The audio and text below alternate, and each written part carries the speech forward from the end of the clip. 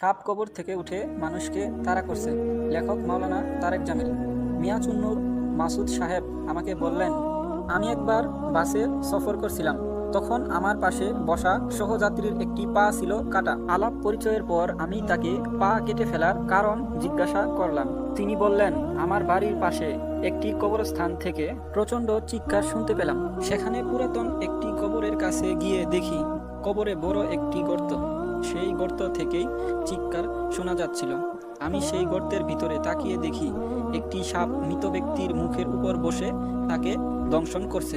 আমি একটি লাঠি গর্তের ভিতরে ঢুকিয়ে সাপটি তাড়ানোর চেষ্টা করলাম। সাপটি সরে গেল এবং অন্য একটি গর্ত দিয়ে বাইরে এসে আমাকে তাড়া করলো। আত্মরক্ষার জন্য দৌড়াতে শুরু করলাম। অবশেষে পুকুরের পানিতে নেমে পড়লাম। সাপটিও পুকুরের পানিতে নেমে এলো। কিছুক্ষণ পর সাপটি না দেখতে পেয়ে আমি উপরে উঠে আসলাম। আসার পর দেখি আমার একটি পায়ের রং পরিবর্তন হয়ে গেছে।